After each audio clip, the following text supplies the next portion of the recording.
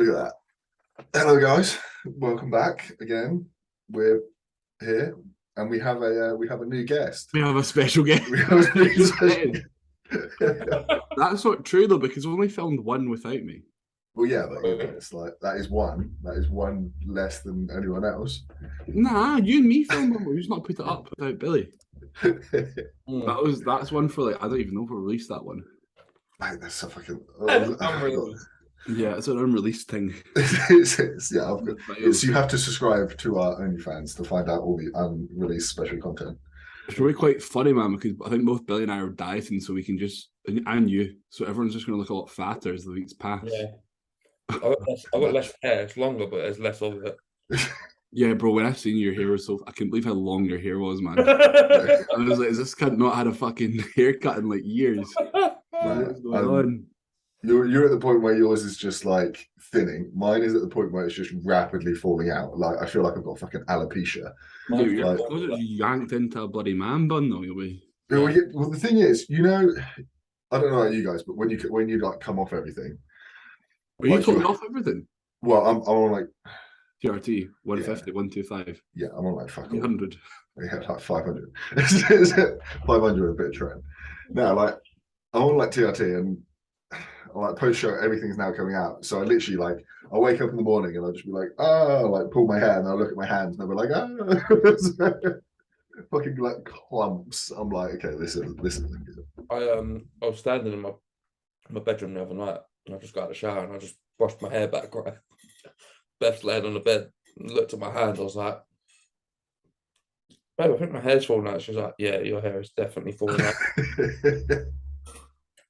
I generally think it's just. I generally think it's obviously stress induced, as well as also when you get to like peak body weights, you're eating food, drugs are high. The general impact oxidative stress is going to have on your hair, or at least the loss of it, paired with obviously influence that drugs are going to have on it. I don't think it's just the drugs. I think it's like hereditary on my side as well. My fucking is it? Is that why you got such long hair? It's like a super compensation.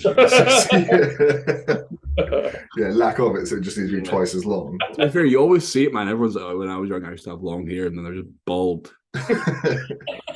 You know what I mean? Like, that's what I'm going for. I'm going to be bald soon. Let's just make the most of it and see what happens. I think we're all the same here, man. Maybe some hair clinic in Turkey will sponsor us one day. I would happily just zip it off. Nah. I would, but Beth would leave me and I'd be single. I'd be bald and depressed. I remember in lockdown I went full on like Britney and just like shaved it. Now, I think every bodybuilder at some point has watched a video somewhere of some absolute meathead just cleaving weight left, right, and center, and he's got a bald head, and everyone just goes, "That looks really cool. Maybe I should do that." And then for like 2 weeks in your head, all you think is, "I'm going to shave my head. I'm going to do it. I'm going to shave it." You kind of lose the only thing that's keeping you sexy. Do you know what I mean? Like, hair goes on absolutely fucked. Excuse me, mate. Like, I've got a fucking giant nose. That's the sexiest thing about me. Yeah, but imagine being my height with a giant nose, then you'd be fucked. No, like a fucking dwarf, man. Yeah, I know. Well, rings thing. Was you trying to say, Joe? Nah, I had all my check-ins and everything yesterday. I had a couple left over for today, but after I finished up work yesterday, I just went and watched the rugby and had a couple of beers with some of the boys. Decent. So I woke up this morning. Let's go back to that. You played. Oh mate, fucking hell. Let's go back to that. Jesus Christ. Oh, that come about. So basically, because my cardio is like 20 minutes daily, just like the standard tick over, keep yourself healthy, blah, blah, blah. I was like, you know what? I've done all prep. I can't be asked to sit on a fucking bike anymore, so I'm going to get my cardio elsewhere. So I figured if I go down on a Tuesday and a Thursday and just go train at the local club, then stop running. Yeah, like that's more than enough cardio, like an hour's fucking running, like to cover my week's worth of cardio. So I'm fine. Crash ball after crash ball. Mate, honestly, that's all I can do. I crash one ball and then I just sit there at the bottom of the fucking ruck for like 20 minutes. Like this 4 phase is gone and I'm still sitting there going. But I went there and then one of the guys from like the third team was like, yeah, you know what, like do you want to play? And I'm like, I can't really, can I? And he's like, mate, it's third team. Like, we need a player. Come along, it'd be fun. And then it turns out it was my mate was leaving to move to London, who I used to play with, and he was like, okay, it's my last ever game around here. So if you want to play, like, we'll make a day of it. Yeah. So I was like, fuck it, I'm in then. And yeah, mate, I turned up and anyone ever seen a third team game? Like, mate, yeah. It's actually hilarious. Mate, it's like literally loads of old boys, and like it's just like yeah, and their shorts are actually down past their knees. Yeah, like, mate. So this is the extremity of it. Okay, is you had 25 stone men that look like they just come out of the pub and they beat their wife after 9 pints of Stella. And then young boys. And then you've got the 15-year-old kid who has never played an adult day's rugby in his life. Yeah, but can catch a ball and can run in a straight line. Yeah. If someone's in front of him, he'll drop the ball and probably panic. So that's also the same kid that takes all the conversions, just kicks as well. Yeah, 100%. Like that's the extreme of what you get in 13. There's no one in between who's yeah. So I rock up and I'm like, get out of my car. I've got my socks on. You want anything? And our captain is talking to their captain, and their whole team has turned up early. So none of our team has turned up yet. So it's just you like what the fuck? Yeah.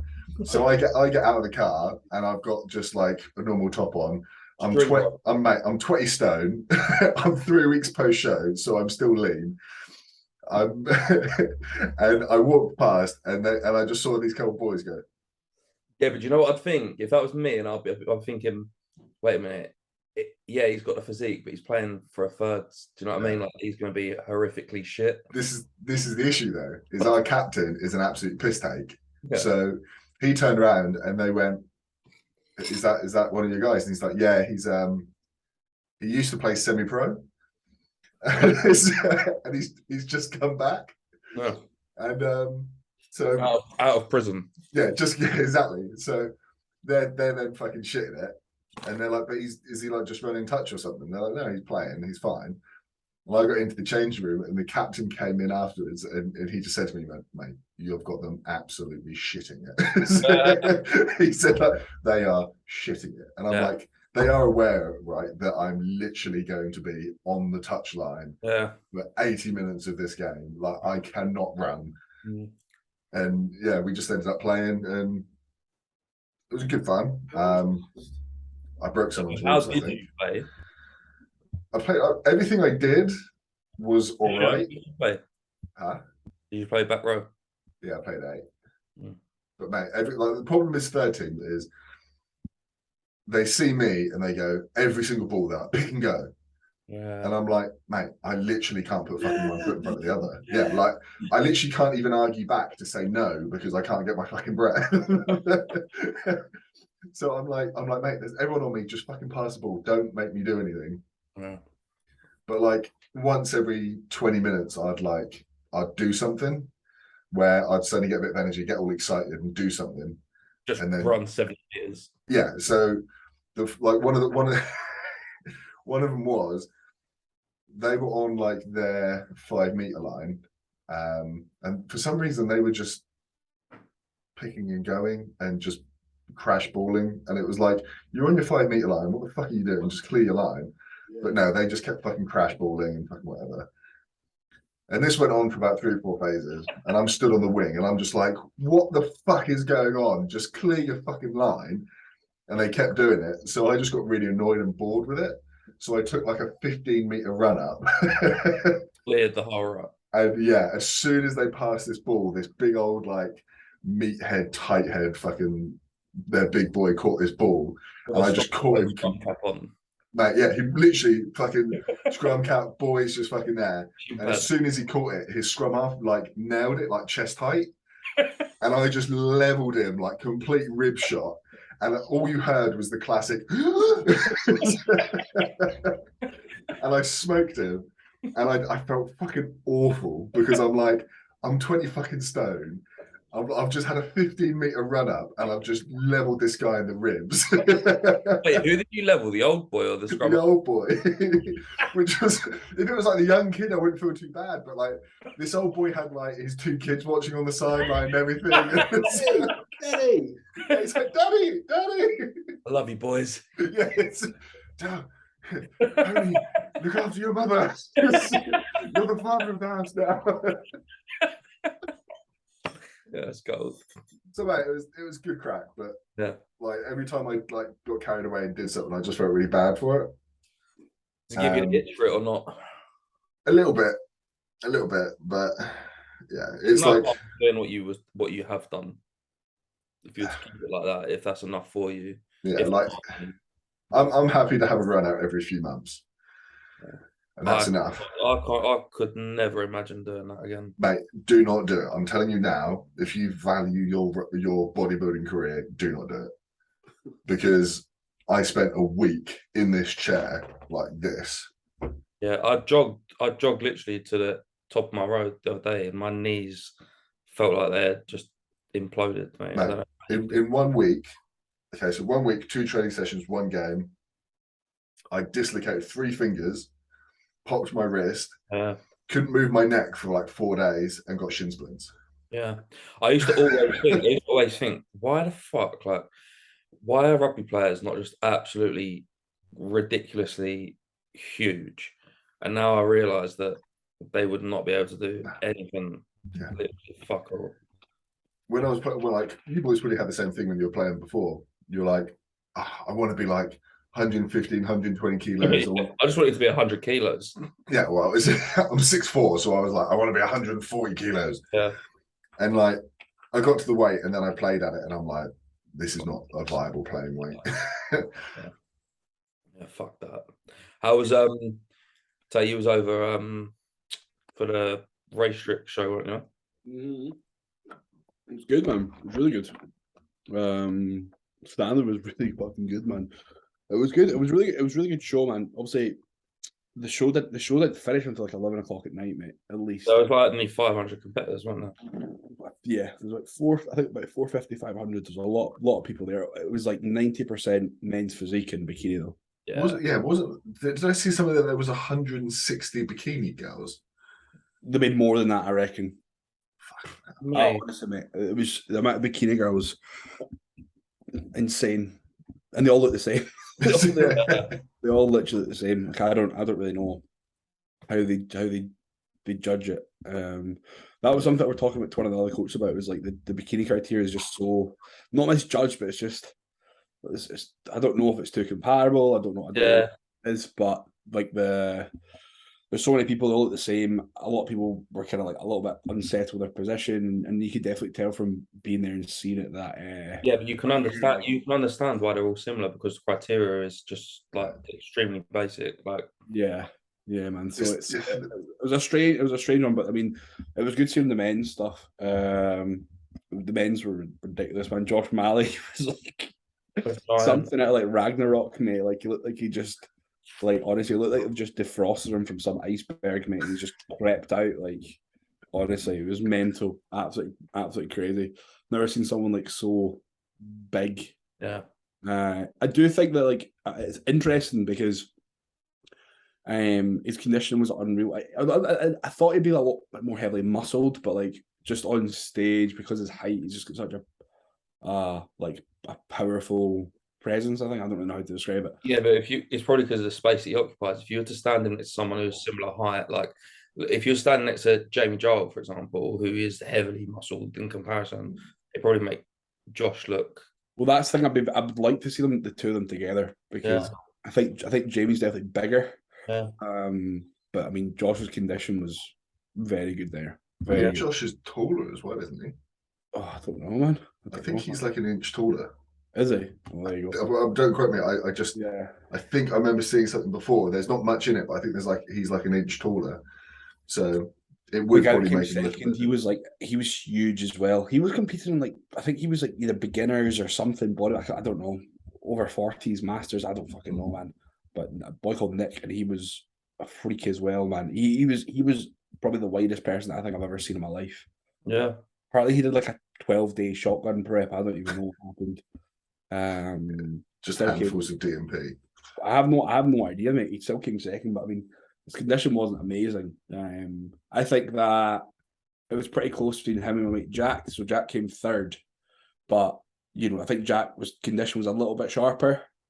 But that Nick guy was just more heavily muscled, and just altogether bigger. And there was that Connor, when Callum raced Klein Connor, I can't remember his name. Okay. Yeah, he was peeled, mate. His condition was really good, but he just wasn't very big.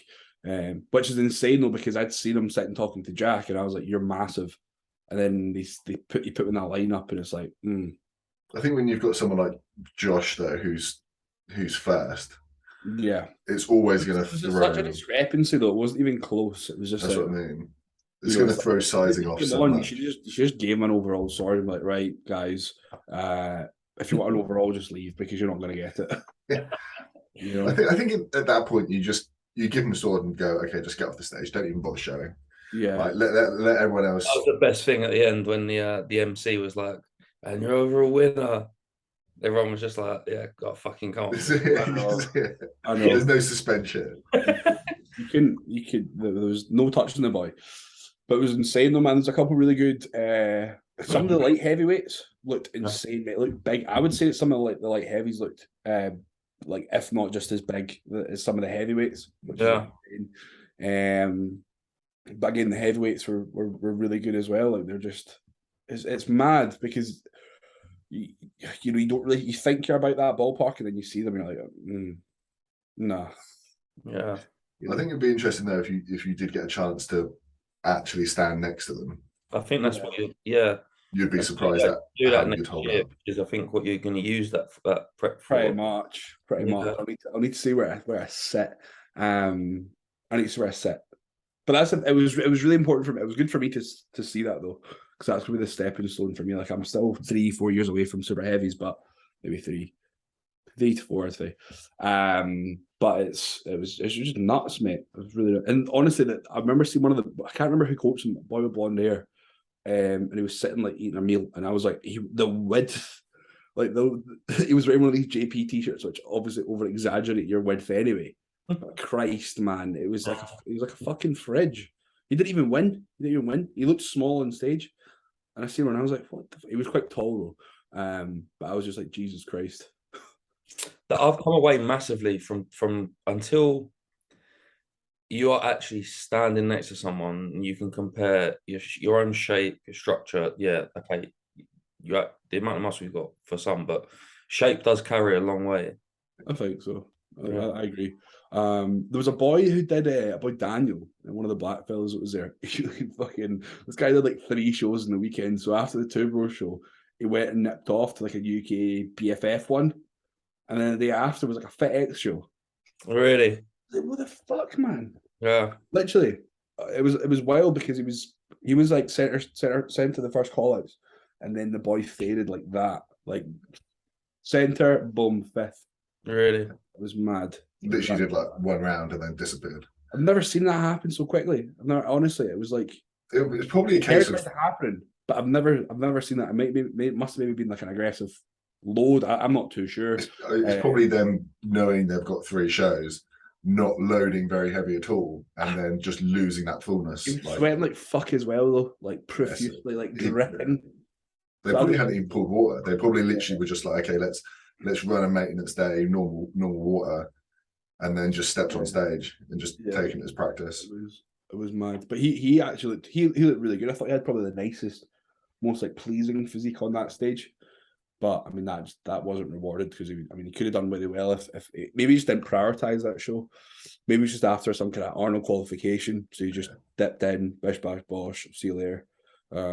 Still a bit fritty about that, like how you just need to show up in that shoe, Arnold qualification. Very odd because it was people stepping on the Arnold stage at the amateur level that just shouldn't be there, I don't think. It's just a money thing though, isn't it? Yeah, I think it's just a money thing. But you look at the Arnold at the pro levels and who they've got and how much they pay for everything. They've got to make their money back somewhere. And I think just allowing, it sounds bad saying it like that, but allowing like everyone to compete in the amateur levels just gives them that opportunity to make that money to cover the cost, doesn't it? I mean, think of how much Two Bros would have made on that show if they've got bloody 500, 450 Exactly. athletes. You know, Talking about the Arnolds, they're where did I see it? They're on a different stage, the amateur to the they're on a different stage. yeah. Oh right, so They did last year, didn't they? No, same last year. stage, different one this year. So what are they doing? What they do at Olympia? They have a pre-judging stage, and then I have no idea. I just see that the amateur is different to the pro show. Yeah. Oh, a lot of people be gutted about that. Yeah. I think that was like I'd be fucking livid. Yeah. I think a lot of people were probably quite excited to like step onto that stage. Yeah. Yeah. Mad. Cool. What sport is everyone be following the Arnold, like the Arnold UK, and seeing who's competing? From a pro front. Amateur, would you say pros? Yeah. Yeah. Do you know who I'm most excited to see? Martin Fitzwater. Yeah. Yeah. Yeah, I'm very excited. He'll be good. I just think it's about a bell-end, mate. Yeah, I know. Not that says anything, man, but like, fuck, man, I don't know. His hair annoys me as well. Like, just shave it off, please. Yeah, stop lying to yourself, bro. Come on. I don't know. I think it'll be right. I think Andrew Jack. And is he doing it? Not doing it. No, I thought he's not doing it. James Hollingshead, Mark Hector, Jamie Joel, the geezer. What's his name? Jamie Joel doing it. Yeah. Jamie Joel has been in 6 shows. Rob Cannon. No, what's the Ukrainian fella? What, Lucas? Won the show at the Italy show. Oh, Vlad. Is it Vlad? Like, Vlad won the last show. Just gone. Yeah. He's got out with that Alex. Alice Small. Alice is what I was gonna say. Mate, she's fucking peeled, mate. She's like fucking. You see her glutes? Did you see the picture she put up today? Holy shit, she's fucking diced. Really? Oh my god. It's Corin levels of That's too much, though. Really? Yeah, the thing is, in fitness, 70% or something like that is your routine. No, 60% is your routine. Yeah. Like if you look at who won last year's Olympia, Martin Fitz misses. She wasn't, she was nowhere near as conditioned as that. Oh, the blonde bird. No. Missy, is it Missy? No, Missy Truscott or Missy Truscott. She's won. She's got the most number of Arnold titles, but she's yet. I don't know if she's yet to win an Olympia or not. I'm not sure. Missy's just the first name that comes into mind when you say. Yeah, she's huge. Yeah. She's huge. And that's what makes me think is like you literally got polar opposites. You've got you've got the Alex girl who is like Corin peeled to the bone, like. Yeah. I mean, and Kamara's she's been staying really quiet, so no clue what she's doing. Kamara Graham, no clue what she's doing. I think she's got a lovely physique. I think she's amazing, but again, no idea what she's doing. But anyway, back to the guys. So yeah, I'm thinking. Well, now Andrew Jack is out, but I do remember hearing that.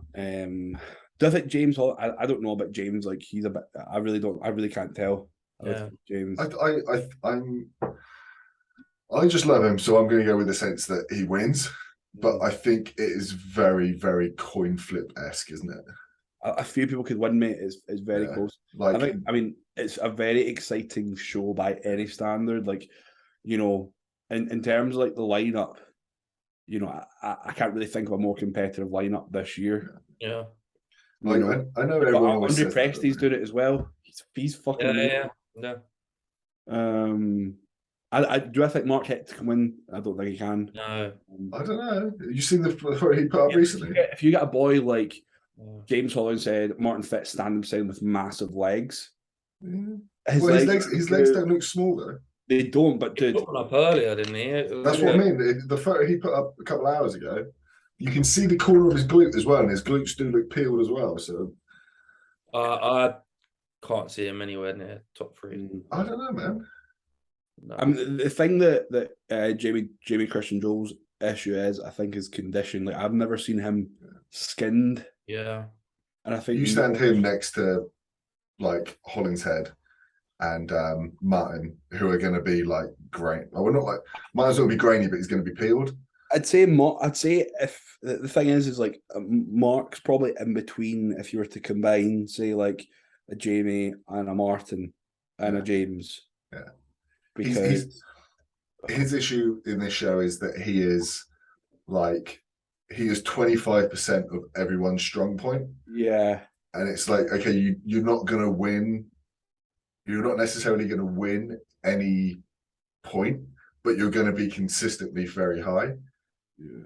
Where someone like James, Joe Howe, something like that, not Joe Howe, sorry, like James, Hector, one of those boys are going to win like the density. They're going to win the fact that they're grainier. They're going to win that they're freakier. Like they're going to win something. So if all they then need to do is come like second or third in like other poses to then. He has a very polished physique. It's almost like Natty-esque. Like it's just it's just little details, little lines. You know. Who?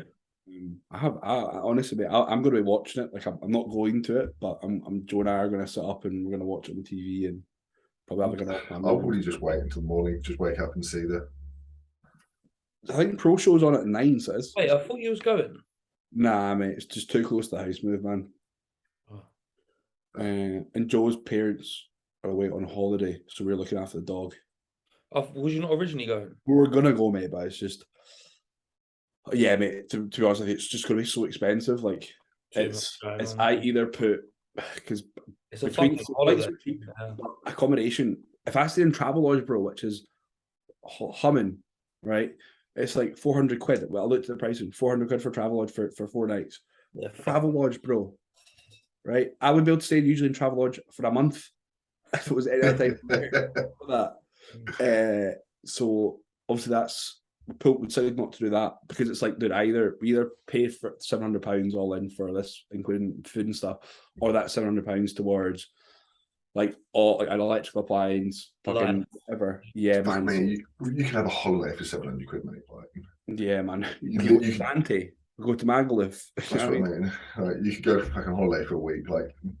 So it just didn't make sense, like thinking logically about it. And the only reason I was going to go was to see my mate Jack, and he threw me in it, man. He threw me in it. I really wanted to go, but he was like, when I seen him, I was obviously telling him, no, it was a different time. But yeah, he decided to get me like tickets to like a meet and greet with Ronnie Coleman. Yeah, I remember. Yeah. And I felt so shit about cancelling that, man. But my mate Blair, he's going down with him, so he'll go and meet Ronnie Coleman instead. I thought that would be quite cool, but yeah, we'll go. What would I'm just imagining how that meet and greet goes. I don't even know. Like, he would let's just say, "Yeah, buddy, take a picture, fuck off." No, mate, I like every time I see someone. Yeah, that was horrible. He's honestly his umbilical's birthing. his looks like a frog. Birthing a baby Ronnie Coleman, mate. Honestly, it's horrible. That was bad, man. That was bad. I swear he looks. There's a split second where he looks directly into the camera, like bites his lip as well. Probably because it hurts so much applying that. Poor fella. Honestly, this is like the thing is, it's like he's undoubtedly the greatest of all time. Like, can't really absolutely fucked. Yeah, you can't really argue with that because out of all other Miss Olympians, no one would touch this. No one could challenge him. I maybe Phil Heath, but it's different. Yeah, it's different kettle of fish, isn't it? Yeah, and I mean, I think Ronnie's just so much more heavily muscled. And Phil was just pretty. Yeah, Phil was just pretty and clean. Yeah. And then you got Ronnie, who was just disgusting, like, herniated and fucking. Ronnie's paying for it now, mate. Phil looks okay. Do you know what I mean? Big time. So yeah, in a way, man, it would have been like in and out. I don't really know what would have with that conversation, but I'll definitely still be high off his tits on his painkillers as well. Actually. He will be, mate. He will be, man. Poor fucker, man. Literally every single video of people meeting him is just the same. It's like you said. It's literally just like shake your hands. He'll just be like, "Ain't nothing but a peanut." Feel too awkward to ask a question anyway.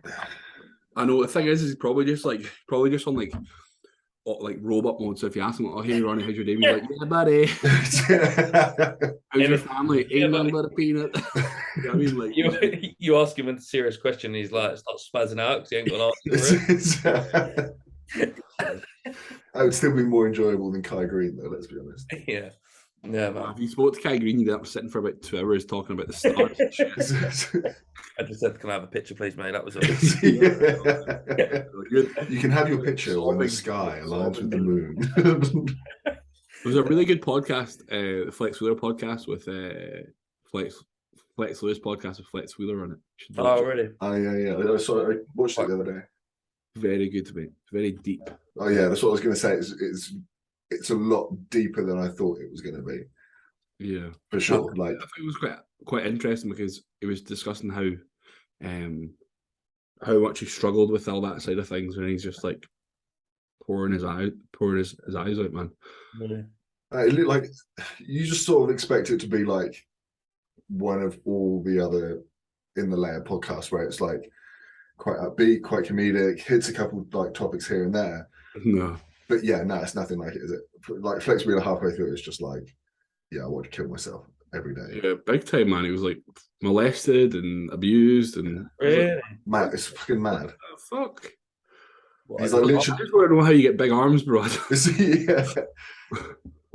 Literally, it's like it's just madness. How it's just like it is just like a normal conversation about their names, wasn't it? It's just how he said like he was almost dying to get it out. Yeah, he was saying like, oh, I was always called Flex, but no one would call me Flex when I started because you were the original Flex. And then we had this conversation, blah blah. And then when it goes back to Flex Wheeler, he's just like he was called Flex because he was raped or something. Yeah, so he got a flex because when I was molested, I was told to flex. No, but it's like he literally just opens up suddenly, and he's like, I actually missed that part. I was doing work and listening to that, so I missed that part. So shit, well, mate. Yeah, it's like it's just like a general conversation of Flex. Wait, what happened? So Flex Lewis basically just says like, when I started my career, I told everyone my name was like Flex. But no one would call me Flex because they were like, you can't steal that name from me. Yeah. So it just like moved on a little bit. And then when Flex Wheeler said he starts talking, he's like, yeah, like I'd have no issue with you ever having my name because everyone has to come from somewhere, everyone has to start from somewhere, like start their own thing. And he's like, yeah, when I started, like it was a struggle for me because of like XYZ reasons, and I had these like personality disorders where I like put up this shield and called myself Flex because when I was a kid, like I had all these issues and like I didn't want to be like, I needed to distance myself from my childhood, so I put this false persona of Flex on. And like Flex Lewis is like, Flex Lewis is looking at him like, I did not. I just wanted to know if I could use your name. And it's like this whole like detour comes off, and then he's like, yeah, it just goes on and on and on. And yeah, later on he just starts talking about how like he's in pain every day because of his legs and addicted to opioids, and yeah, it's like it's like it's so chilled, and then just gets so deep of like I wake up some days and I just want to die because I can't get the pain to stop. Yeah. And Flex is like, I never knew, I'm so sorry. Jeez, man. Like it's fucking Flex mad. is now reverted back to James Lewis. Yeah, he's gone back to fucking birth name. Mate, that's mad. Yeah, but it is a good podcast. Like Teddy said, it is a good podcast. It's a lot deeper than you would expect it to be from what all his other podcasts are like. Yeah. Yeah. So who wants to anyway, I like to note. Who wants to open up on the podcast today about when they were molested as a child? I'm gonna ask, obviously you're meant to be competing today, Joe. I was meant to be, yeah. I'm just curious to hear how you're feeling today. I'm just wondering how you're feeling today, knowing that obviously, do you have any regrets about pulling the prep? Have you been eyeing up the competition thinking I could have maybe won that, beat them? What are your thoughts? Without crying, please. Yeah, without crying or getting too emotionally deep about everything. I won't do a Kai Green and just start fucking talking about how the fucking sun fucking shines across the moon. But no, it's a very mixed feeling. And like I said to you boys, like that's why I was sort of saying like you boys might have to carry some of the podcast today, was because like my mind is very active on other things.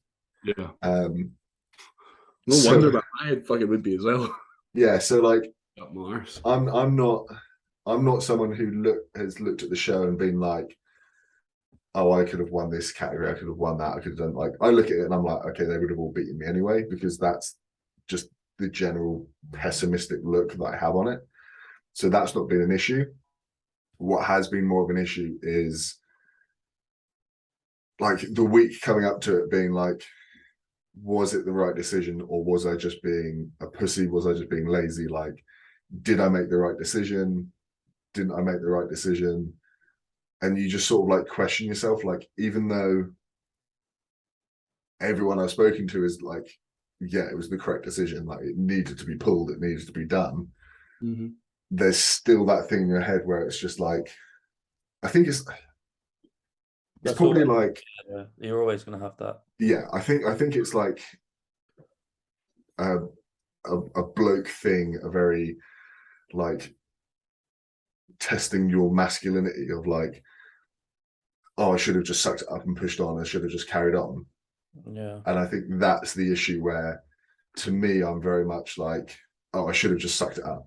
Like, it's often the case though. Like, I think more often than not, if you wanted to suck it up and carry on, you would have done that.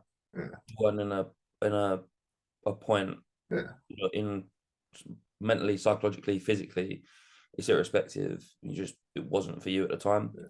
And pushing on, and whether you'd have placed well, you wouldn't have. It would have been at a detriment. There's no point even thinking about coulda, woulda, shoulda. You're in a good. It's like we spoke about last week, and what I spoke about when I made that video about it all was completely irrespectively if I did the show or not.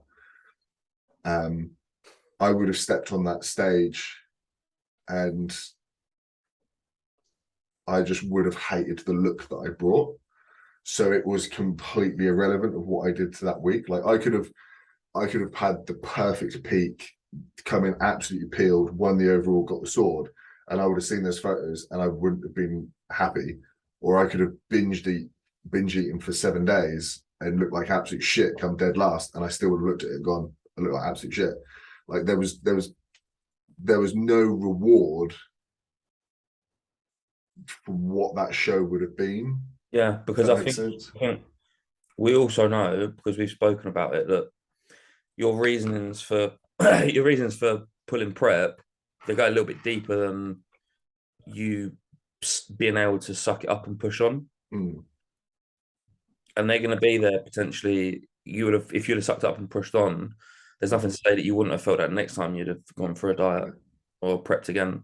And they're things that need to be worked on, dealt with prior to them doing that again. Well, mate, it's I don't know if you saw my story in the week, but this is, when was it? It was like Wednesday was the first meal in. You could say I'm not hungry. Well, it wasn't necessarily that I wasn't hungry. It was that I managed to put my food down, and I looked at it, and I could go. Oh, really? And it wasn't a case of fall down and eat. How many weeks is that after show? This like 3-4 weeks or something like that. Yeah. But like obviously all through prep that was the case. If it was like I'd put my phone on airplane mode when it was come time to eat, because I was so revolved around that meal that if someone spoke to me, that would ruin that food, and that meal would then become like irrelevant to me. Like if I got a message halfway through eating, I would be actively irritated by that person for messaging me. It's just pure emotion. It was pure, like, terribly. It was just just complete eating disorder. Yeah. It was like, it was like a case of someone could message me, and it literally could be like a client would have a problem, and afterwards I'd get to it, I'd look at it and be like, oh, for fuck's sake. And like, I'd resolve the problem and they'd never know that there was an issue. But I'm looking at it going, if something that I love doing is bringing me an irritation over a fucking meal, then like there's a fucking serious issue there. Like, and one thing that I didn't tell people, and I haven't told people, was post. Was it post show? Or was it a couple of days after? It was a couple of days after, when I was a bit iffy. I wasn't certain on what I was going to do. Josh said, look, we'll pull the plug on the Manchester show, which would have been a couple of weeks. He said, have a night off and eat, just chill out. And if it's an eating issue, then we can address it, but we won't know until your head's clear. And we just need to find out what the fuck is the actual issue. And I started eating, and I had some food, whatever. And I sat over the toilet bowl after I ate and had like a half an hour decision with myself of, am I going to make myself throw up? I was like, that's pretty profound, man. Mate, like I was like, there was this moment where literally it was like, am I going to take the point to having an actual physical eating disorder? And see, last prep, how did you finish towards the tail end of that? It was fine. Like no issues such as these. No, not a single thing. What do you think has been the difference from last one to this one? Is there maybe anything in your life that's different? Is there maybe anything? I can't say anything has like suddenly happened in that time frame. I think it's something that, how do I try and word this? Is created from your previous prep. Yeah. You then going back into it again, knowing full well that shit, I've got 18, 19 weeks potentially of doing that all again.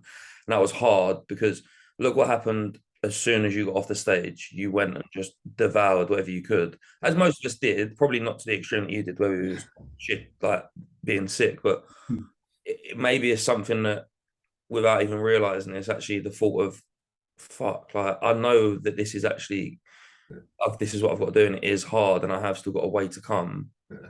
And then also knowing how you felt post show, where the reins are off as such, you know what that feels like, and you start craving that somewhat. And the thing that going on from what you said there is a huge problem for me was when you're post show and you've come off and those reins are let off.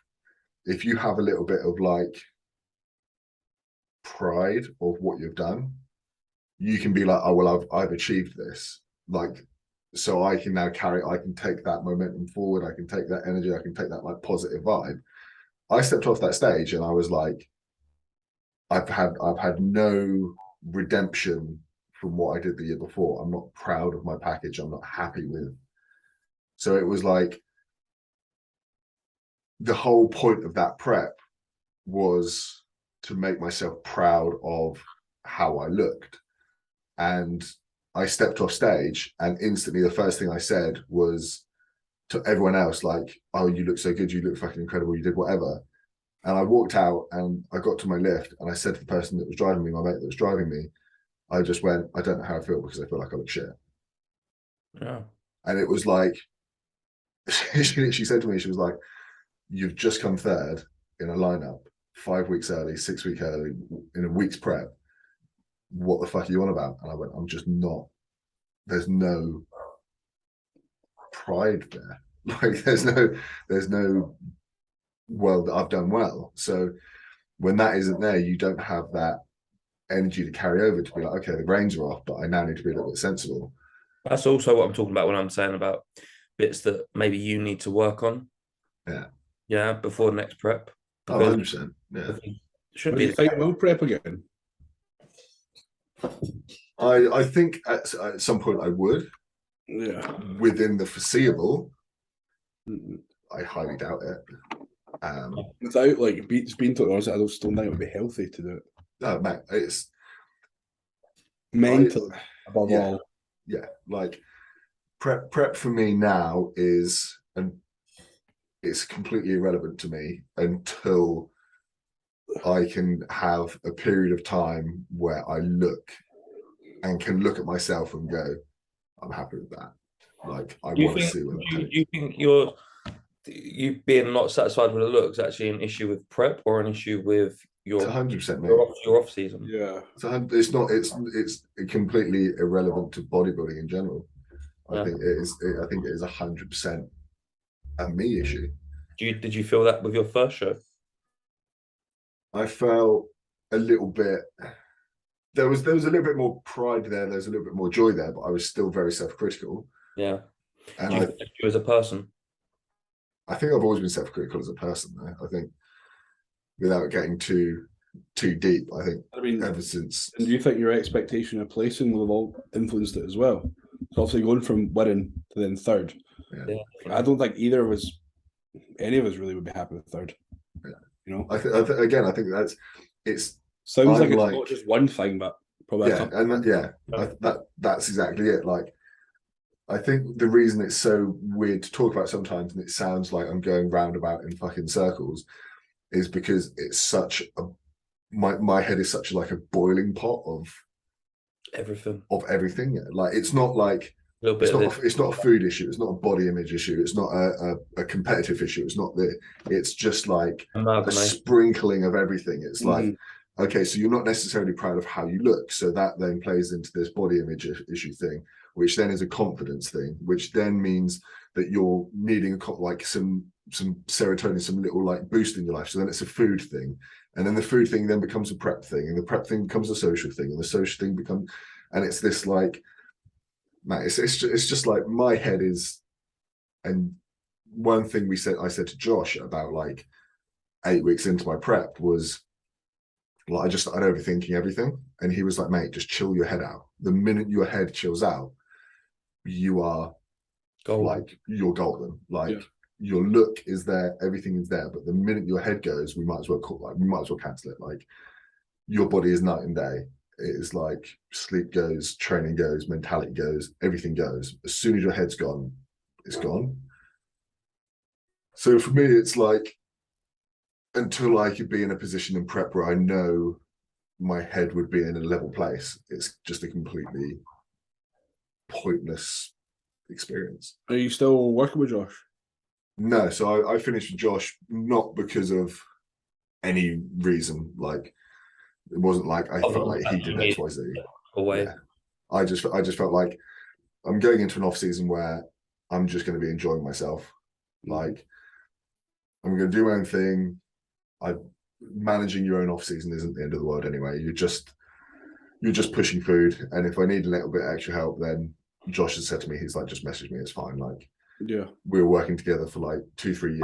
I think the important thing that you say about managing your off season, normally you'd be like, oh yeah, off season, I still would want someone to oversee it. But when you've got no real timeline on when you want to step on stage next, that's absolutely that's exactly what it is. Like, if I had a timeline and said, okay, in 2 years I want to compete again, but in those 2 years I want to work mentally, but like that's the end goal, then I would have stayed with someone to keep yourself a little bit more looked after, kept, whatever you want to call it. You could talk about this topic for fucking hours. Oh, 100%, yeah. It stems down to something completely irrelevant of anything that we're talking about, realistically. And it probably goes deep into like psychology. Oh mate, 100% realistically, within these next 2 years, therapy is something that I'll have to look into. I was about to ask a question. Have you considered like a sports therapist or even therapy? So I think everyone should. Like, if I could afford one, I would probably go and see one. 100%. Before you crack on, that's one thing, and I've been having a conversation with Beth about it. It's like, first off, I know where I stand realistically. I'm not going to be mega competitive as a bodybuilder. But what you said, Tay, about going from obviously first time out, all I've really known from being on stage is like a euphoric feeling. Yeah, I'm not really losing, other than in the overall. But but I literally have said I make such a fucking effort, like, to have no expectation other than to just try and enjoy it as much as I can. I'm still as competitive as anyone could come, but that's not my be all and end all. Justified by a fucking medal, no chance at all. But yeah, what were you saying about therapy, Joe? Well, no, I was just going to say it depends how deep you want to get into it, but therapy is one of those. Yeah. Well, like I said, mate, I'm fucking an open book. A lot of people know this. I'll fucking chat every bit of shit ever. Yeah. So it just depends how fucking deep you. Yeah, it's just depends how fucking deep you want to get into it. Yeah, but you say like sharing this, like, but these I mean, this could help a lot of people because we cover a lot of topics. So I think this could be very helpful. That, these conversations help us when you then say to us about boys should I support prep or not. Like, helps us give a bit more of a fucking insightful comment on it as well. It's good to be there for your mates as well. Yeah, 100%. Like I've always said to everyone, like, there's not a topic that I feel like you shouldn't be able to talk to about. Yeah, it's just with this is more of how deep do you guys want to get into my complete black hole of a head. you feel comfortable and feel like you want to talk. I don't, like I said, I don't care. So essentially, me and therapy started probably two and a half, 3 years ago. Still going on? No, so it was a very short-lived experience, and you'll figure out why when I tell the story. Essentially, it was lockdown time, went through a load of shit and just wasn't in a good place at all. And I went to the doctors to begin with and said, look, I feel like I need some sort of like antidepressant, some sort of help, something to like chill my mind. And they're like, why? Huh? What year was this? This would have been 2019, 2020. 19, I think. It was like was that the first year of COVID? Oh, right, yeah, right, okay. Yeah, so it's like the first year of COVID. So I went to the doctors and was just like, no, I need something. And they went, well, what's the problem? And I said, well, I'm having like dark thoughts. And they're like, well, what do you mean? I'm like, well, I'm contemplating taking my own life. Yeah. And they're like, is there anything else that goes with that? Like, and I'm like, well, I've self-harmed and thought about taking my own life and blah, blah, blah. And they're like, okay, well, here's a pamphlet about therapy and let us know if it gets any worse. And my sort of sick head went, well, the only way it gets worse from there is if I actually kill myself. Yeah, that's a bit daft. And then I can't ask for help. But I got the pamphlet and I took it home and I sat to myself and said, look, you've made the first step of looking for help. This is obviously the next step of looking for help. Look into it. So looked into therapy, found a therapist, and obviously just found the world's worst fucking therapist. It didn't help me fucking whatsoever. Like, they were like, open up, like, talk to me about XYZ. I spoke to them and it was like one of those fucking comedy scenes from a movie where I just like fucking opened up and they were like, yeah, a bit too much. That's one of my mates got an experience like that. Yeah, like literally saying to him like, well, you need to just sort your shit out, mate. Like, yeah. And that was my experience. Was I obviously picked the fucking worst therapist ever because how did you leave from that interaction? Matt, I just helpless. Like what? Yeah, it was at that point he went, I'm not actually a psychologist, mate. He's coming in now. Yes, exactly. I'm actually one of the other. Yeah, I'm just the cleanest, mate. I'm just in his office. Yeah. I'm one of his other patients. I just thought it would be funny. Yeah. Yeah, so that was a failed attempt, was it? Yeah, and that just put a sour note on it for me. Like, was that the extent to? Well, from then it's like it's quite hard to pick up from there, isn't it? It's almost, that's me, and the reason as to why I say that is because the friend that I was talking about was then like, man, that took a lot for me to reach out to a therapist in the first place, and I've had a shit experience. Yeah. Next thing I want to go again is like, anyone else want to come and just like imagine as a bloke you walk up to some girl at the bar and you just go hi, my name's Joe, and they go, you fucking ugly cunt, fuck off. Yeah. And it's like, you're not going to just go straight back up to the next girl. Hi, my name's Joe. Like, it's not. So for me that put like a bit of a damper on it. Obviously. I have heard through people that have had therapy themselves, and finding a therapist is a process. It is a trial and error process. It's not a case of, oh, you're the first therapist I've had, help me. Well, how does like you boys said, if I had the money now, I would spend, and this is to everyone, if you're in the position where you have the money to do this, or even if you don't have the money but you really are in a position where you think this might help, don't be afraid to just go out and research, because there were little glimmers when I was talking to that therapist of when you start unloading these things, it does help. Yeah. But it was just that experience of me to a point I started unloading. They were like, okay, yeah, let's carry on talking. I carried on talking. And then I was like, got to like the darker points of my view. And they're like, okay, that's a bit too much. Like, you need to chill out, just get your shit together. I suppose you wouldn't have even really been able to understand from the therapy, but are you confident in knowing that it does all stem from what happened during lockdown, or does it go back past that? I think for me, it's something which has accumulated over my entire life, And like from childhood. But then lockdown was just that, like that ignition. Yeah, it was just like that final little stick that just fucking broke the camel's back. Yeah. Because from lockdown, it has been like worse, but it's one of those things which has been there since like childhood. Yeah. So yeah, I think it's very common though, isn't it? Like I think everyone struggled with lockdown. Like we've spoken about it before. We all like struggled through lockdown. So I think it was inevitably going to happen. It almost did need to happen to make that move to like start progressing with it. Yeah. But yeah, can't remember where we were now. You said that the therapist was basically shit. And the therapist was absolutely wank, mate. So who is this therapist? So no one goes to them. I'm not going to just call. I'm not going to. If I'm honest with you, I couldn't even remember what they were called. But yeah, definitely do your fucking research if you're looking for a therapist. So after all that, I was like, look, okay. I spent a couple months in the fucking dumps, fucking self-harming, hating life, all that. And then sort of a couple months went by and you're like, look, I've not actually fucking killed myself. Maybe I should fucking try and do something about this. Like, if you're not just going to do it, at least try and fucking find a solution. Like, I love that response. Just fucking do it, man. Just like, fucking hell, lad. Mate, that's probably the best way to look at it, though. At least you can process that you're not going to do anything. Yeah, like it's like nothing's going to happen. Yeah, like it's always the fear that shit does hit the fan again. Yeah, even deeper down the rabbit hole. Like, and that's what I mean by like how deep you want to get into it, because my head is like, I'm very blasé about it because I've been in that position where it's just like, okay, what have you fucking got to lose? Like, it doesn't fucking matter.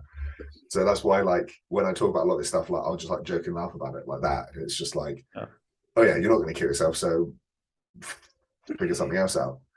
That's your way. Yeah, it's just how I've always been about dealing with things. Yeah. So I was like, okay, make another attempt. So I went back to the doctors and was like, look, it's got worse. It is. Tried the therapy, tried this, tried that. It's not got any better. And they prescribed me some antidepressants, which again worked, but I found myself very dependent. You just like, mate, you're numb. Yeah, like, they detract you. They don't make you human, mate. They just detract you from any sense of anything, mate. So essentially, what it does is, it's not an upper, it's not a downer. It's just it's not an upper, it's not a downer. It's like a leveler. But essentially, what it does is, because you're constantly on a low, it's basically like gives you serotonin. So the issue with this is, you have a constant intake of serotonin, so you're constantly at this like level peg. Yeah. So if you're constantly at this level peg, that is your new norm. And you have a good day, it's like, okay, there's your good. But because you constantly have this intake of serotonin, it's like no longer like, oh, amazing. It's just, yeah. So it's just like, oh, you've had a really good day, and it's like, oh, you've had a really bad day, but you've still got enough serotonin that it's not going to let you dip past this point. So you're just like, oh, you've got this.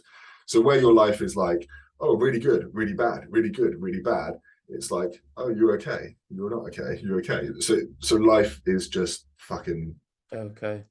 It's okay. Life's okay. So it doesn't solve anything. It just makes bare minimum. Yeah. Yeah, like it just makes your life okay. Which is like okay.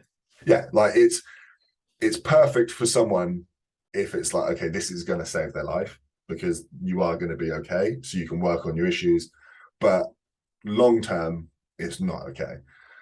So again, in my sort of head, I got 4 months down the line, and I'm okay. So I'm looking at these things. I'm looking at better things. I'm having a better outlook in life.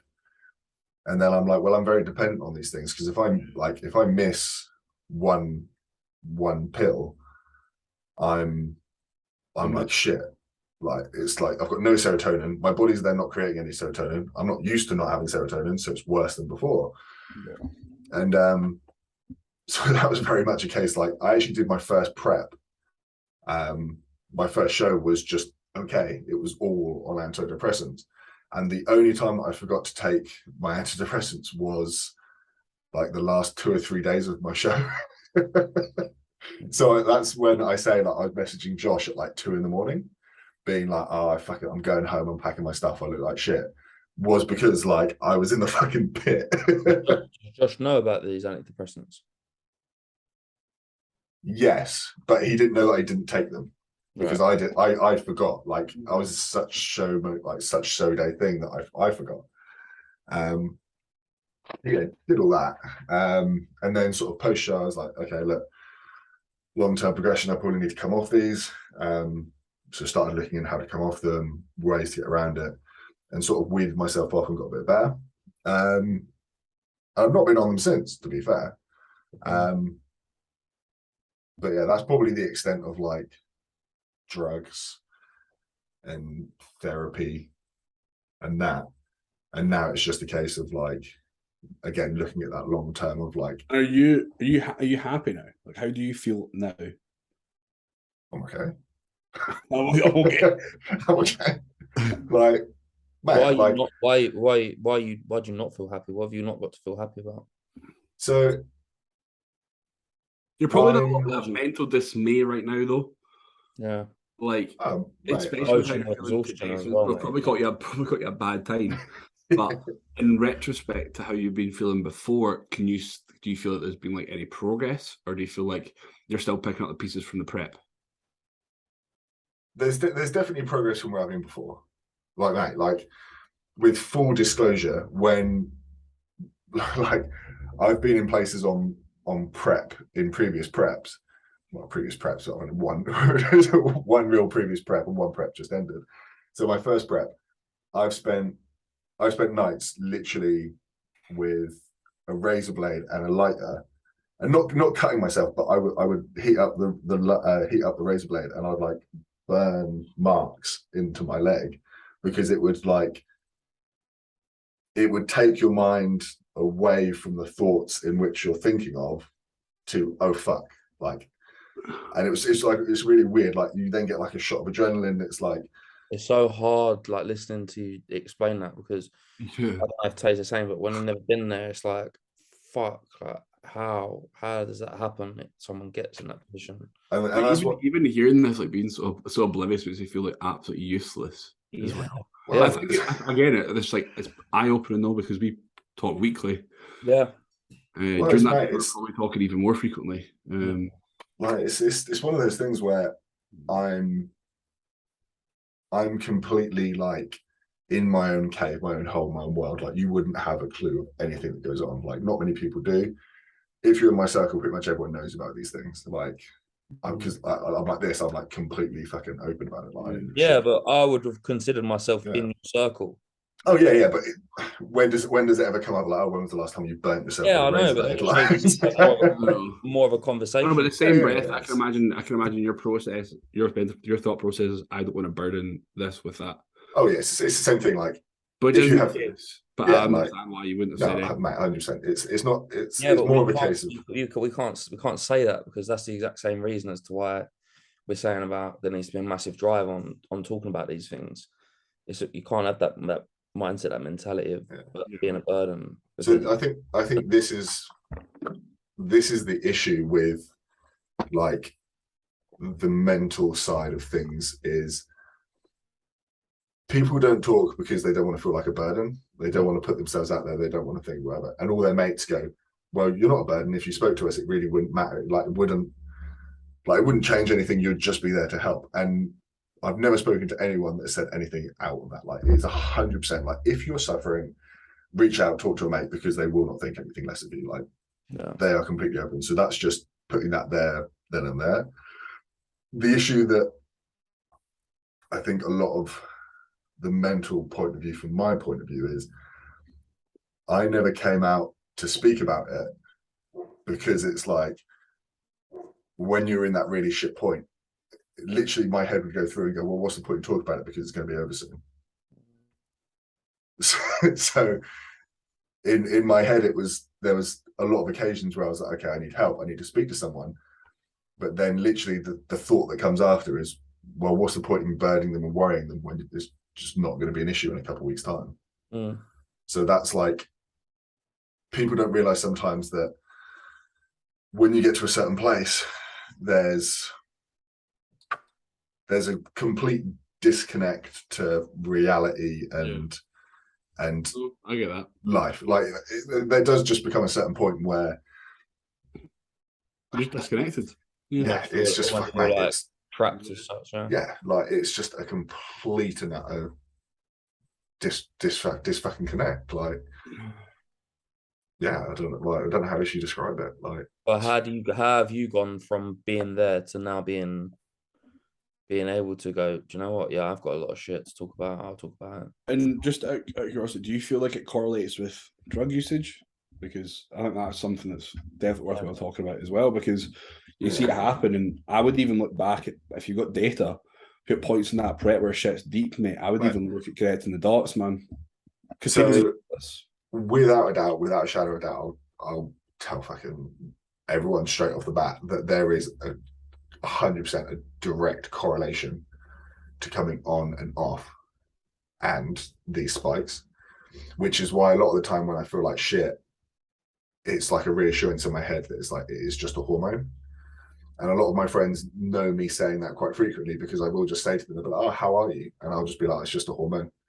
And they're like, that's not what we asked. And I'll be like, yeah, but it's just a hormone. Because for me, for a long period of time, that was just my reaction, was like, oh, I'm coming off, so of course I'm going to feel depressed. And it's like, well, do you feel lower when you're on? So what I meant was, if you were, say, do you feel lower when you're off, or do you feel lower when you're on? And do you feel like anything in particular influences that? So coming off, it's probably a mixing pot, because you're probably seeing yourself get worse. Yeah. So coming off, you visually look worse. Yeah. You mentally get worse, because you've got this sudden drop in everything.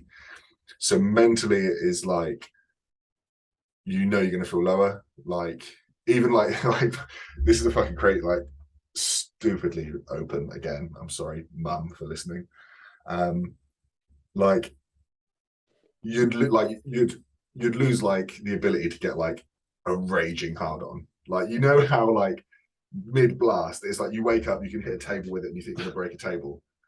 And then when you come off it, like, you're still getting hard, you're still completely fine, like everything's completely normal, but it's like not the same extent. Even such like a minuscule thing as just not being able to get slightly as hard as you were before is like, oh well, I'm just not a man then, am I?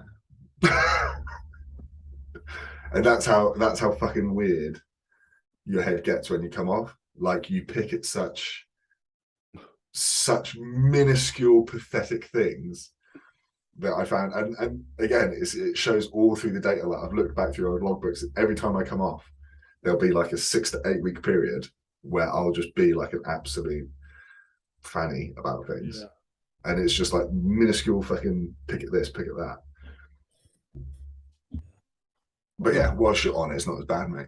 So just never come off. So that's the only thing though, is like, I hate to say it, man, but like, should you even be doing this sort of stuff? Oh no. Like, it's so up and down. Like, but then my only concern is that you've seen yourself like this, and definitely it all relates to like body image, you know.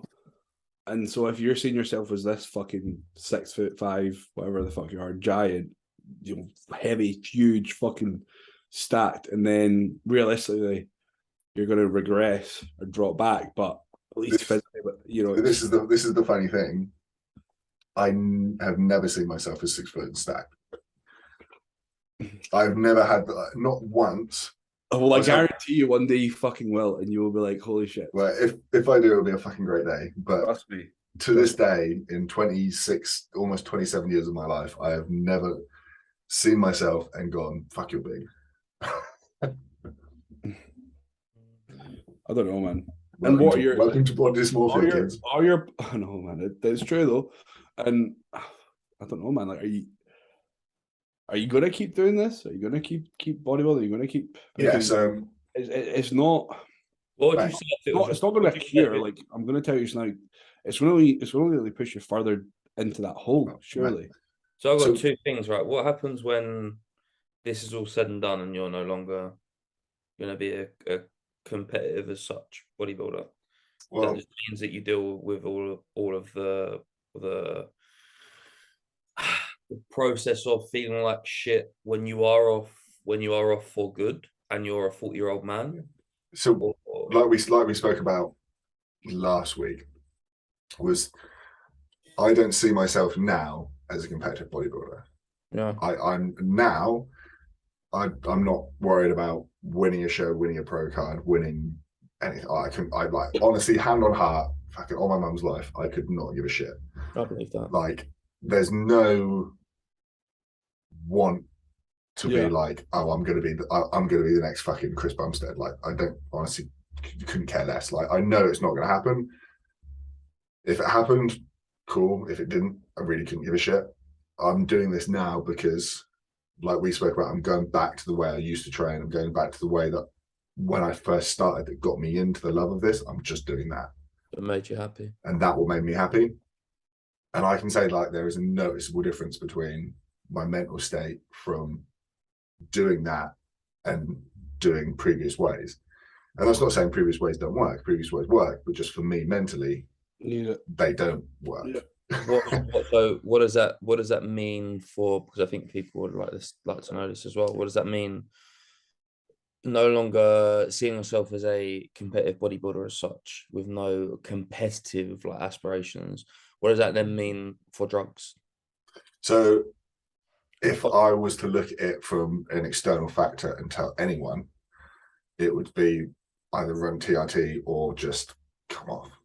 Obviously, depending on what your actual blood work is like now. Like, what are you doing? For me personally, I'm a dick.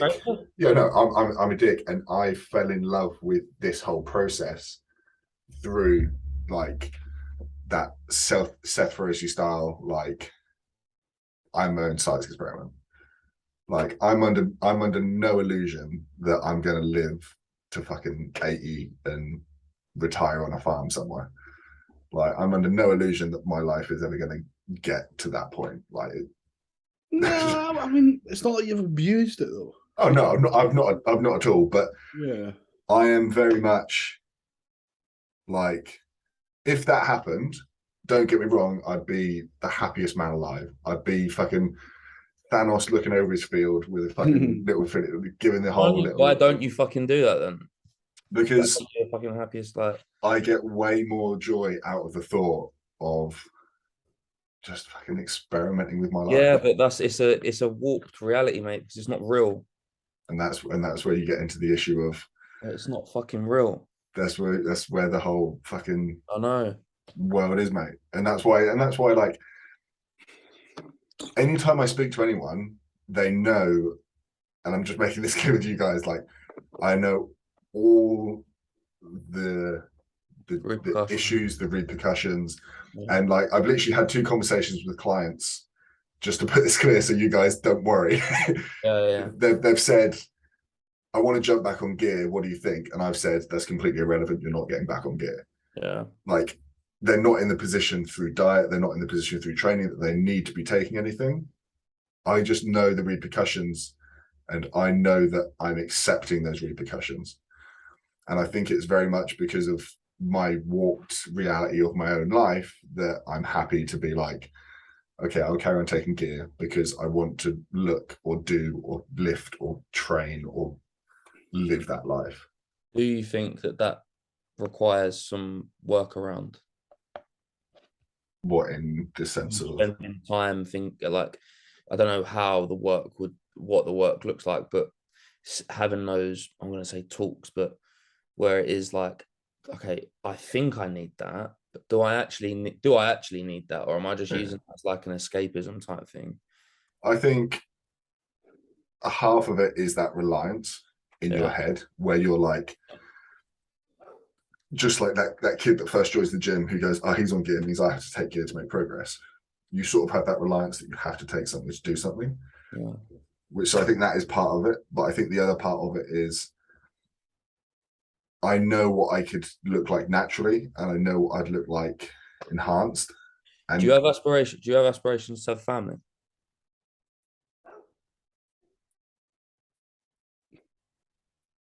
I think it's mate, it's such a fucking deep question, isn't it?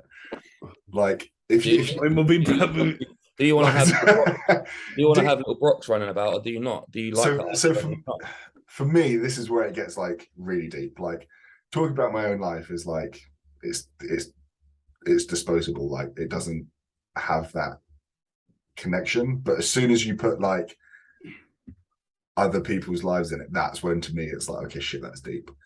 So to me, yeah. So it's like that's real. Oh yeah. Yeah, that is it. Your life isn't disposable. There is probably like years down the line, you will have children who will depend on you. You will have a wife that will depend on you.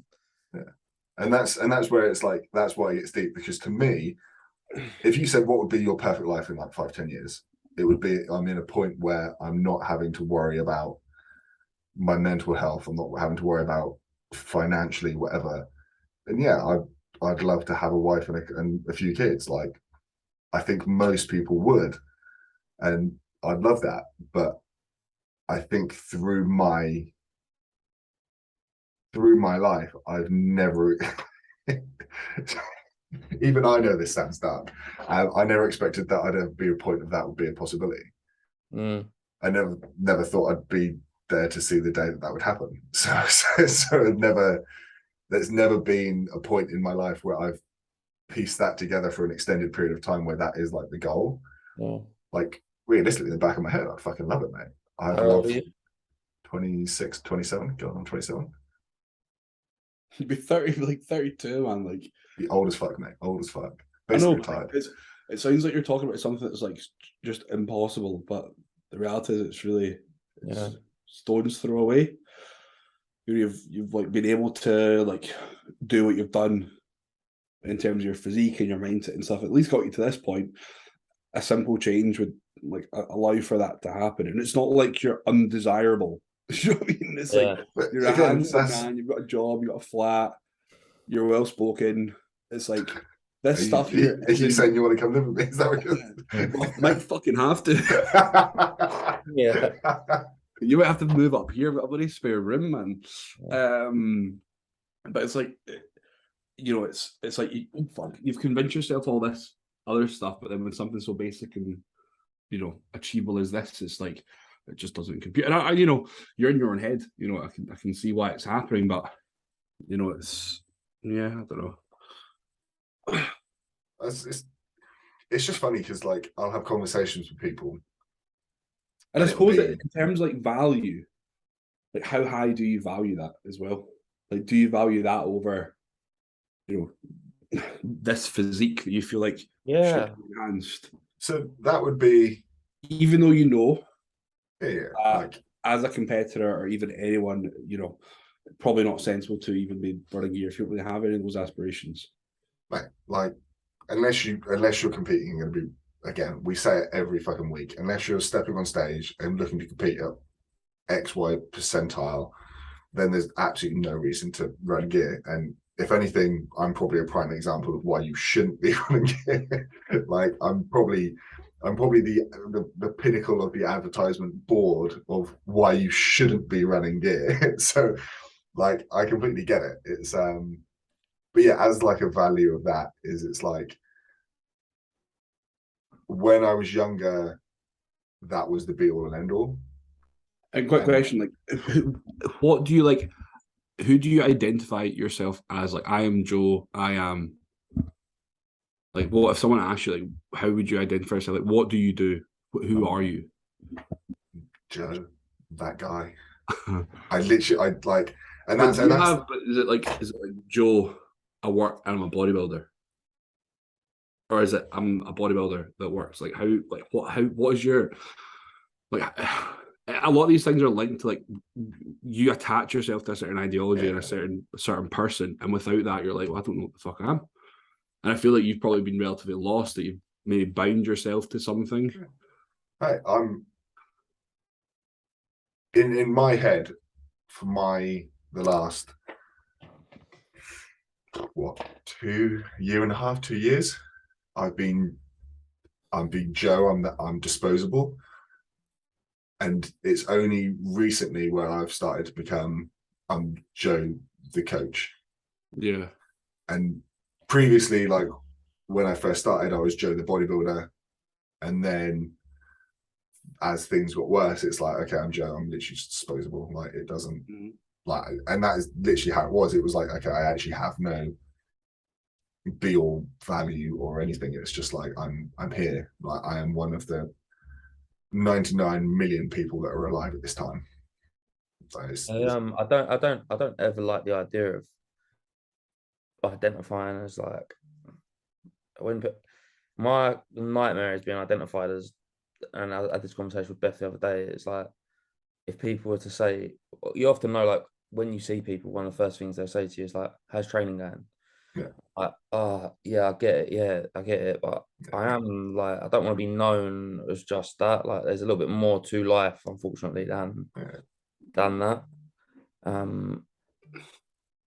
But yeah, I hate the idea of being identified as just a fucking someone that trains or lives in a gym, because that's fucking depressing as fuck.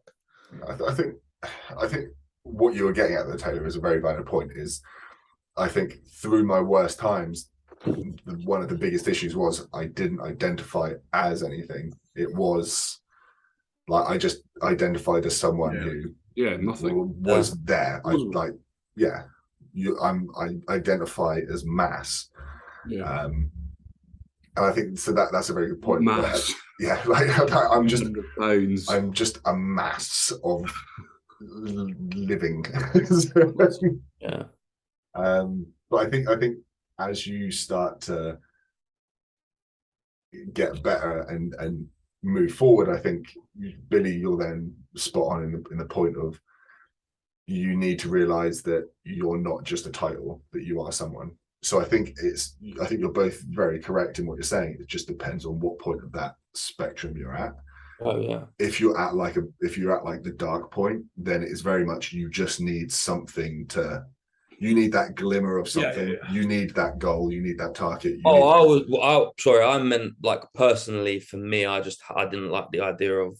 No, but that's what I mean by I think what you said is very, very situational, valid. Yeah, of course. Yeah, I think it is extremely valid. If anything, it's extremely helpful, because if there's someone who is in that situation and they want to move forward, I think they need to realize that life is more than just a title of what you're known about. It's that you are someone, and I think it's very overlooked, especially in our community, because like you said, it's what I found. Huh?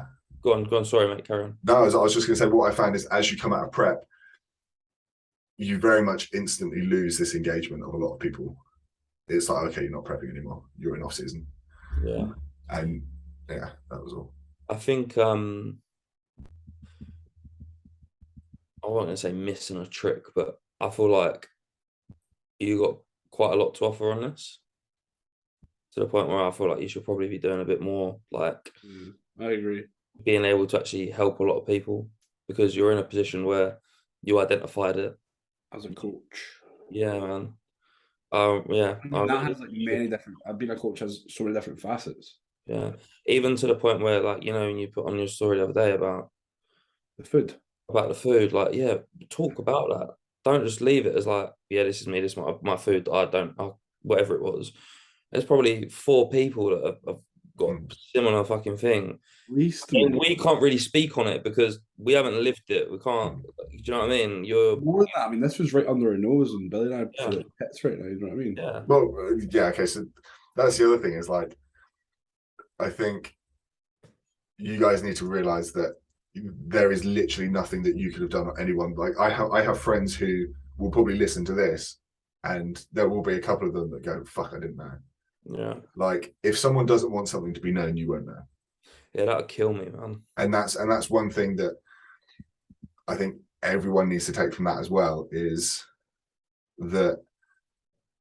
Sorry, it's just a really a really dark thing came into my head again, and just my body just laughs when shit like that happens.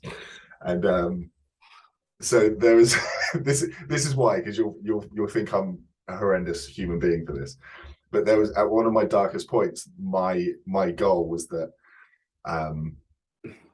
I just need to outlive my mum, because when my mum dies, I can then kill myself.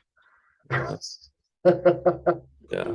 So, and that's what I mean by you guys, and everyone needs to understand that if someone doesn't want you to know, you'll never know. Does your mum know that? No, my mom doesn't know, so I hope my mom doesn't watch this. Yeah. Your parents, just a quick one, very quick, yes or no. Do your parents know any of your history on this? A large amount of it. They probably don't know to a certain extent, but they know like pretty much most of it. Yeah. Okay. You got siblings? I've got a brother, yeah. Older, yeah, 3 years older. But yeah, it's one of those ones where the point I'm trying to get across is for people outside that you will never know unless someone wants you to open up to them. Yeah. And what people need to understand from the inside out is it's so cliche of like a problem shared is a problem halved, blah, blah, blah. But what I think a lot of people don't realize at the time is literally something as minuscule as leaving that door a fraction open will tend to leave someone in.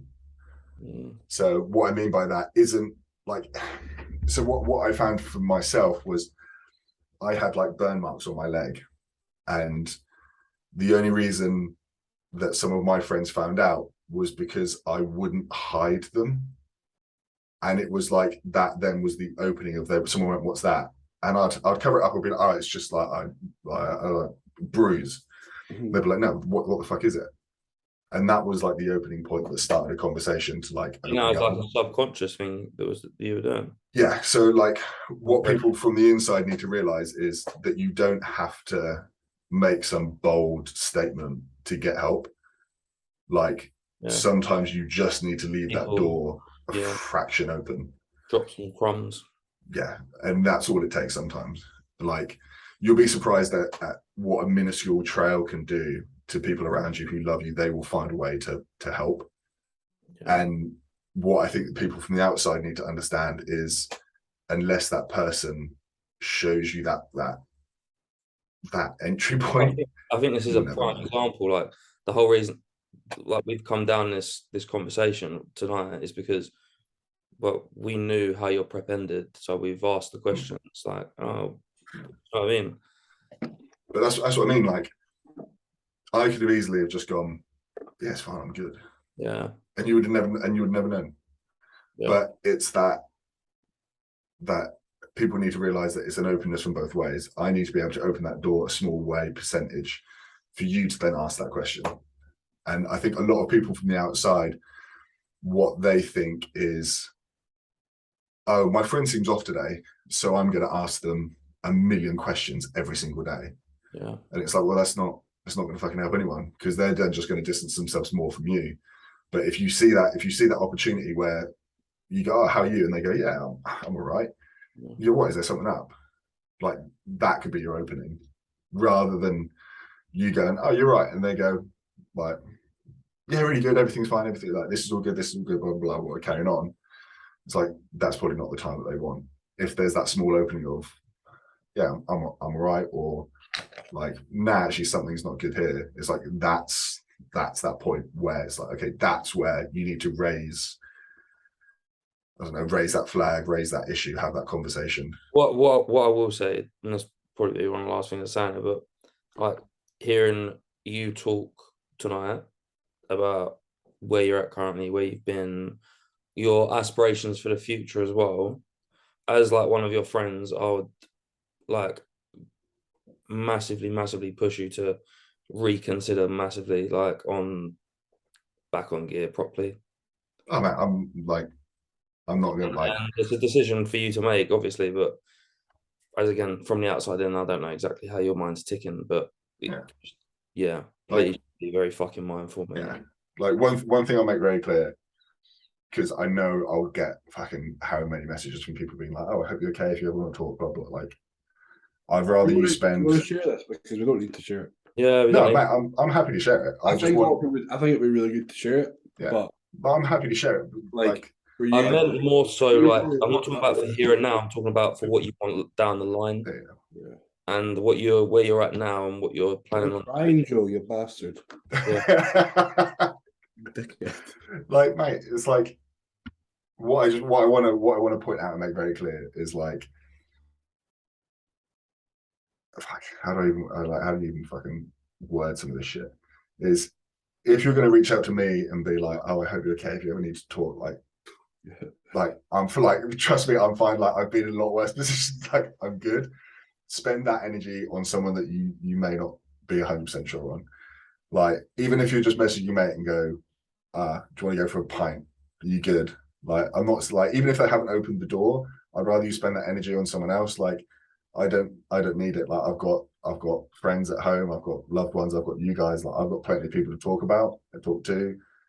Some of people who hear this might not. You opening the door to people watching, yeah. Like if you boys, if there's someone out there who wants to talk to someone who's completely open, has nothing to do with you, so you can dump a load of shit in their inbox and then fuck off and just get it off your chest, then mate, I'm here. Like I'll put my Instagram in the bottom. Like sometimes it does help just dumping that onto someone that you don't know. Yeah. So feel free, dump it in my DMs. I don't give a shit. Like, it's, like I'll listen and I'll have a laugh with you. I'll have a chat, whatever. Like you'll be good. It's not like you can dump that there and it's not going to happen to anything. But the main thing of what I'm getting at is like, don't stress about me. Maybe look at your loved ones if you want to do something about it. Send that message out elsewhere. And yeah, like I said, sometimes if someone does actually need help, all they need to do is just open the door that 1%, that little crack, and that will be enough. So don't feel like if you are in my position that you have to make some big deal out of it or make some big post or ask for help or go to the doctors. You guys just need to remember that sometimes what you need to do is leave that door 1% open. And have you thought of like an exit strategy from you? What is the next? What's the next step for you to take? For me, to take another step forward mentally. I'm at the point now in my life where it's like I'm just trying to enjoy things. I can hands down finally say I'm at a point in my life where I don't have a negative thought.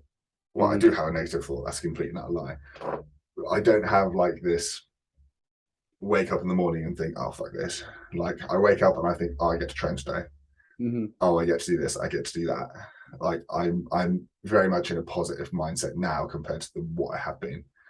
So again, like the whole reassurance thing, I know it sounds it's a cliche because everyone always says it.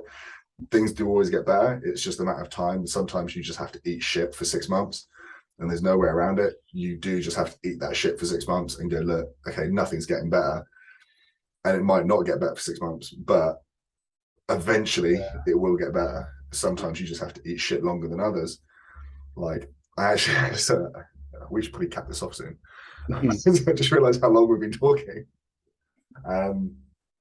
Yeah, we'll just cap it off at that. We'll just say like, just keep eating shit. Yeah, just keep eating shit and trust. There's a lot to say about that, though. I think there's a lot to say about that. It's like don't give up. I think that's it's like saying don't give up. That's pretty much what you're saying. Oh mate, 100%. Like I'm very much someone who doesn't want to say all the cliche shit, but that's what I'm gonna say. But it's essentially just keep on eating shit because eventually it will get better. So yeah, don't be afraid. Leave that door 1% open, and eventually, one day, like me, you might be able to make Taylor cry. I know. But, Oh, well, this was good. Took a turn. I know. I'm glad it happened though. Like, well, I think this is someone. gonna It be helps someone. That's this all is that matters, something mate. I'll remember my whole fucking life, mate. So thank you for that. I'm about to text one of my mates right now and I get off anyway. Yeah, Well, mate, if you ever see that 1% of a door, fucking drop them a message. Yeah. You'll be surprised. Anyway, we'll we'll cut that off and hopefully not pick that up again for a while. do it again next week if we can. Mate, 100%. But yeah, anyway, guys, love you, Niga. Take care.